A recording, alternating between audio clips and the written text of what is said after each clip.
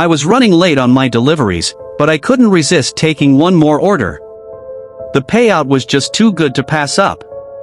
So, I accepted the request and headed to the restaurant. As I drove down the dark, deserted street, I began to feel uneasy. The houses were old and run down, and the streetlights flickered ominously. I tried to shake off the feeling and focus on the task at hand. When I arrived at the restaurant, the staff seemed agitated and rushed. They barely acknowledged me as they handed me the order. I noticed a strange symbol on the bag, but I didn't think much of it at the time. As I made my way back to my car, I felt like someone was watching me. I turned around, but there was no one there. I shook it off and got back in my car. As I drove to the delivery address, I couldn't shake the feeling that something was off. The houses on this street were even more rundown than the last, and there was a strange smell in the air. When I finally arrived at the address, I felt a chill run down my spine. The house was dark and foreboding, with broken windows and overgrown weeds. I hesitated for a moment before getting out of my car. As I approached the front door, I heard a faint chanting coming from inside. I tried to convince myself that it was just my imagination, but I couldn't ignore the feeling of dread that was building inside me. When I knocked on the door, it creaked open slowly. Inside, I could see a group of people gathered around a table. They were wearing strange robes and chanting in a language I didn't understand. I tried to back away slowly, but one of them noticed me and beckoned me inside. I felt compelled to obey, even though every instinct was telling me to run. As I entered the room, I saw that they had placed the food I was delivering on the table. It was surrounded by candles and other strange objects. Suddenly, the chanting grew louder, and the air grew thick with an otherworldly energy. I felt like I was suffocating, and I couldn't move. That's when I saw it. The symbol on the bag was glowing, and the food was pulsing with an otherworldly energy. I knew then that I was in the presence of something truly evil. I tried to scream, but my voice was silenced by the power of their dark magic. I was trapped, a helpless witness to their unspeakable rituals. And then, just as suddenly as it had started, it was over. The chanting stopped, and the energy in the room dissipated. I was released from their spell, but I knew that I would never be the same. I fled from the house, my mind racing with fear and confusion. As I drove away, I couldn't shake the feeling that they were still watching me, waiting for their next victim. Days passed, and I tried to convince myself that it was all just a nightmare. But the memory of that night lingered in my mind, like a stain that I couldn't wash away. I began to experience strange occurrences. Objects would move on their own, and I would hear whispers in my ear when no one was there. The feeling of being watched never left me, and I couldn't shake the sense that something was following me. One night, as I was driving home from a delivery, I saw the symbol from the restaurant and the strange house spray painted on a wall. I slammed on the brakes, my heart pounding in my chest. I knew then that I couldn't run from this any longer. I went to the police, but they didn't believe me. They thought I was making it all up, that it was just a ploy for attention. But I knew that something was wrong, that there was an evil force at work that I couldn't explain. The nightmares began soon after that. I would wake up in a cold sweat, with the memory of the chanting and the glowing symbol burned into my mind. I couldn't escape the feeling of being trapped, of being powerless against the darkness that threatened to consume me. As the days turned into weeks, I began to feel like I was losing my mind. I couldn't focus on anything else but the events of that night. I became paranoid, always looking over my shoulder, always expecting to see something that wasn't there. And then, one night, I saw it. The symbol from the restaurant and the house was carved into the side of my car. I knew then that I had to take matters into my own hands. I went back to the restaurant and demanded answers. But the staff just looked at me with blank stares, like they didn't know what I was talking about. It was then that I realized that they were a part of it, that they were just as much a victim of the evil force as I was. I left the restaurant feeling defeated and hopeless. I didn't know what to do next, how to fight against something that I couldn't see or understand. The final straw came when I received an order for the strange house again. This time, I refused to go. I couldn't face the terror that awaited me there. But as I turned to leave, I saw a figure standing in the shadows. It was one of the cultists, his eyes glowing with an otherworldly energy. I tried to run, but he was too fast. He tackled me to the ground, and I felt the cold metal of a knife against my throat. I thought that it was the end, that I would never escape this nightmare. But then, I heard a voice calling out to me. It was a voice of light, of hope, and of love. And suddenly, the darkness that had consumed me began to recede. When I woke up, I was in a hospital room. The police were there, and they were taking statements from the staff at the restaurant. I learned that the cult had been using the restaurant as a cover for their rituals, and that they had been preying on unsuspecting victims for years. I don't know if I'll ever fully recover from what happened to me. But I know that I'll never forget the power of the light that saved me from the darkness. After being released from the hospital, I quit my job as an Uber Eats driver and moved to a new city, hoping to leave the nightmare behind me. But the memory of the cult and their rituals stayed with me, like a scar that refused to heal. I tried to put it all behind me, but I couldn't shake the feeling of being watched, of being followed. Everywhere I went, I felt the presence of something dark and sinister, lurking just out of sight. It wasn't long before the nightmares began again. Every night, I would dream of the cult and their strange rituals, of the glowing symbols and the chanting that filled the air. I felt like I was being pulled back into the darkness, like I would never be able to escape. Then, one night, I woke up to find the symbol from the cult carved into the wall of my new apartment. I knew then that they had found me, that they had followed me to this new city and were determined to drag me back into their twisted world. I tried to flee, but it was like the city itself was working against me. Everywhere I turned, I found myself face to face with the cultists, their eyes glowing with an otherworldly light. I knew that I was doomed, that there was no way out. But then, something miraculous happened. I felt a warmth spreading through my body, a light that banished the darkness and filled me with a sense of hope and courage. And suddenly, I knew what I had to do. I gathered all the strength I had left and confronted the cultists. They were taken aback by my sudden show of bravery, and I could see the fear in their eyes as I advanced on them. In the end, it was a brutal fight. I was outnumbered and outmatched, but I refused to give up. With the power of the light guiding me, I fought with all my might, striking out at the cultists with every ounce of strength I had. When it was all over, I was the only one left standing. The cultists lay scattered around me, defeated and broken. I knew then that I had triumphed over the darkness, that I had banished the evil that had haunted me for so long. In the end, I left that city behind, determined to start a new life free from the taint of the cult. But I know that I'll never forget what happened to me, and the lessons that I learned about the power of the light and the strength of the human spirit. Despite my best efforts to forget about the cult, I found that it was impossible to escape the memories of what had happened. Everywhere I went, I was reminded of the horror that I had experienced, of the fear that had gripped me so tightly.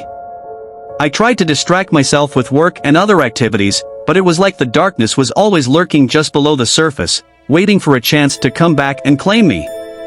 One day, while out on a delivery for Uber Eats, I received an order to a remote part of town. I hesitated at first, sensing that something was off about the address, but I couldn't ignore the chance to make some money. As I drove through the darkened streets, I felt a sense of unease creeping up on me.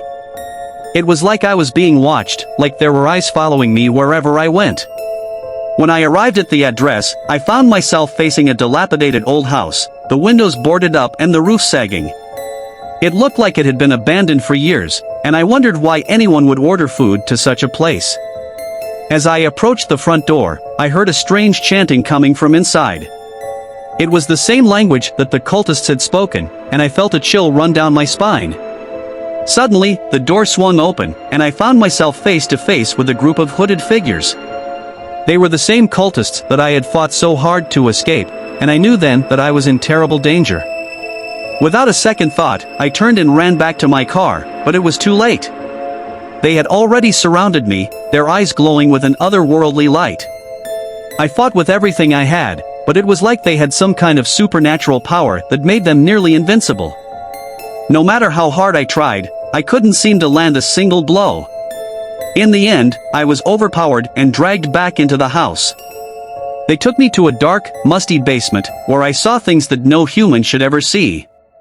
There were bodies piled up in the corners, their eyes staring blankly at the ceiling.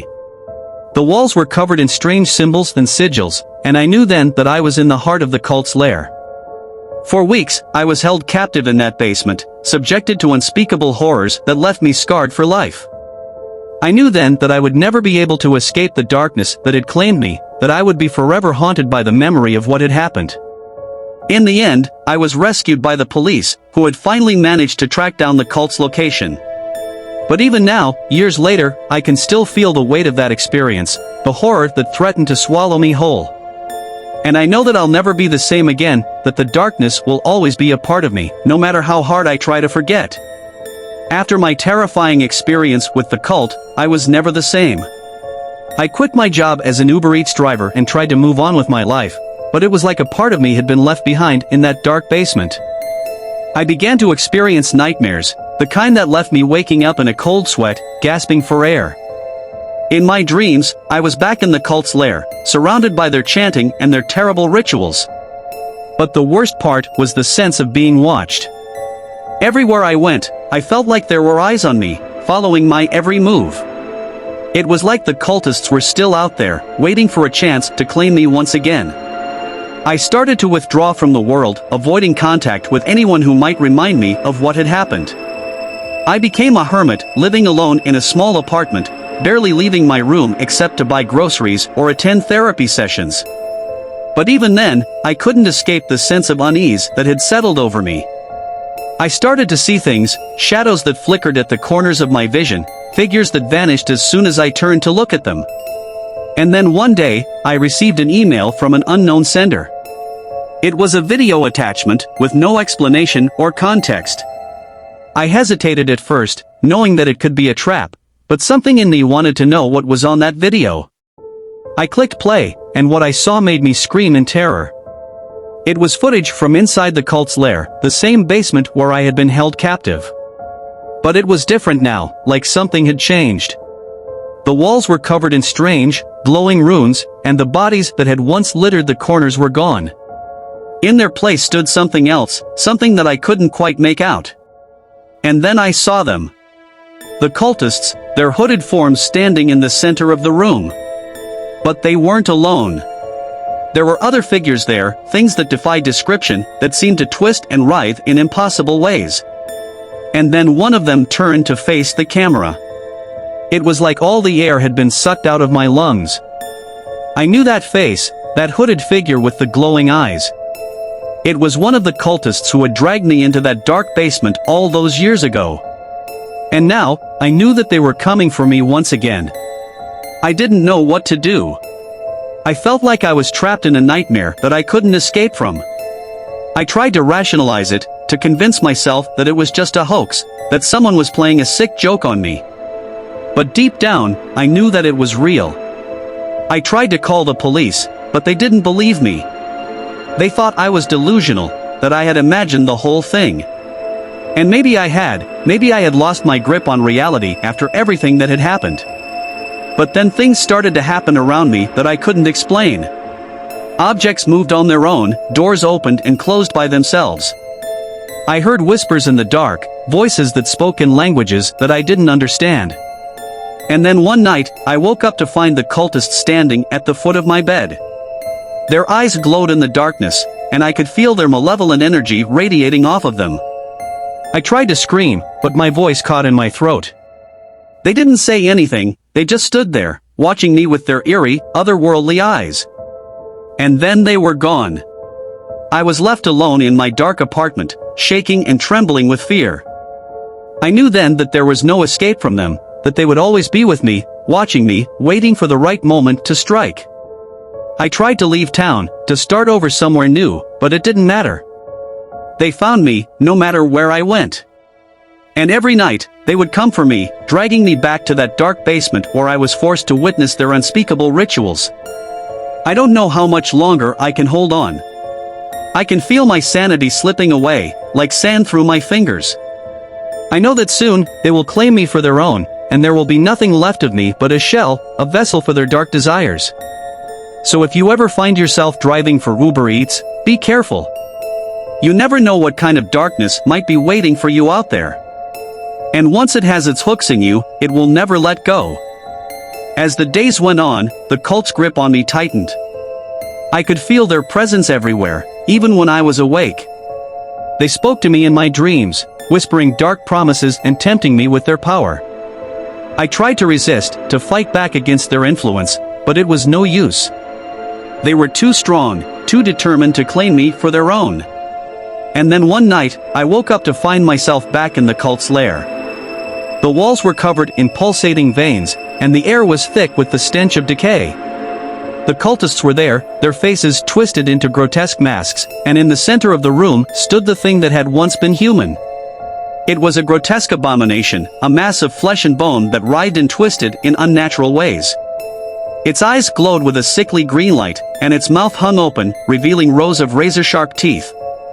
I wanted to run, to escape from that terrible place, but I was paralyzed with fear. The cultists turned to face me, their eyes glowing with an unholy light, and I knew that there was no escape. And then they began to chant. Their voices rose in a terrible chorus, filling the room with an energy that I could feel coursing through my veins. I tried to resist, but it was no use.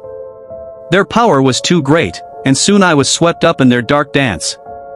I felt something inside of me snap, a part of my soul that broke free from my body and was consumed by the darkness.